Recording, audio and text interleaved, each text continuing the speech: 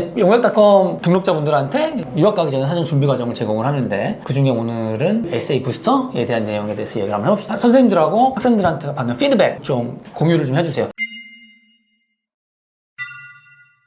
So from what I've heard about the feedback, most students did really well.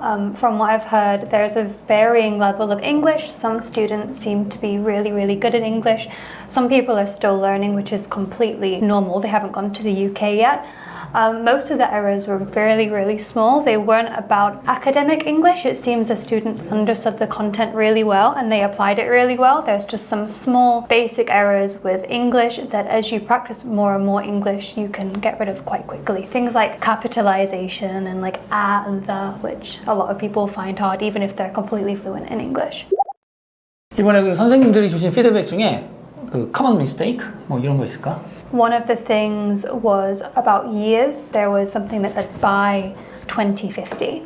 And of course, if you're thinking in Korean, I think maybe some of the students used a translator and they translated it into Korean and then they tried to translate it back into English.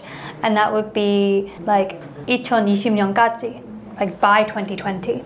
But in English, it has two meanings. It really depends what you say. If you want to say, I want to lose 5 kilograms by 2020, that's fine. But if you say, we're going to build a new city by 2020, means like from that time, we will start doing it. So it can't be gaji. So if you translate that into until or change it, it completely changes the meaning. So that was one of the errors. And also, like I said, capitalization. There was one question about kimchi and people changed it to a big K, which means like, wow, it's kimchi, it's this magical thing, it's a big name. But we don't really do that for things like food. German does, but not English. 선생님들이 해준 피드백을 저희가 이제 보면서 에세이 부스터 이거 하길 잘했다. 왜냐면 이런 걸 모른단 말이에요, 우리가. 근데 이런 것들을 모르고 가서 별거 아니겠지라고 해서 에세이 같은 거 쓰면 이런 걸 받아들이는 사람들이 되게 이상하다고 생각할 수도 있잖아요. 근데 그런 것들을 지금 에세이 부스터를 통해서 고쳐나갈 수 있으니까 이 수업 되게 좋은 것 같고, 그리고 또 하나 말씀해 주셨으면 좋겠는 게 뭐 he says is very casual. Even if you read books, there's a million different ways to say says, but in essays it's also more important. If you're arguing that someone makes a point and you just says, like, is it their idea? Is it someone else's? Do they believe it? Are they just mentioning it? So you have to change it for things like points out, argues, things like that. So from what I've seen, a lot of students did that really well. I think some might have got confused and not realized that's what they're supposed to change, but that was something really important and something that they don't really tell you. Like even for British students, they don't really teach you how to write it. You learn it from reading other papers and saying, oh, okay, this is how I write it.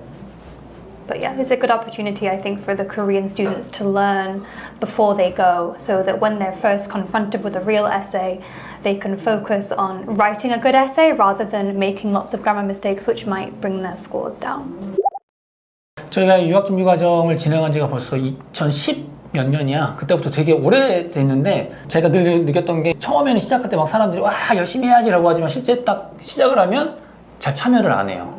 그리고 숙제를 내주면 숙제도 잘 안 해. 근데 올해는 되게 분위기가 좋은 것 같아요. 이 분위기를 잘 이어서 지금 시작한 지 과목에 따라서 지금 2주차도 있고 3주차도 있고 하는데 끝까지 잘 마무리를 하셨으면, 그러면 저는 분명히 유학점 준비 과정을 잘 하시는 분들은 꼭 유학 가서 빛을 볼 것이다 라고 생각을 합니다. Yeah, of course. Like the way that they've structured the program is that every week covers a different aspect of essay writing. So if you only submit homework for 1 or 2 weeks, you're only going to learn those 1 or 2 aspects. So if you do want to learn A to Z, how to do an essay properly, you really need to participate until the end. But it seems so far that students are doing that quite well.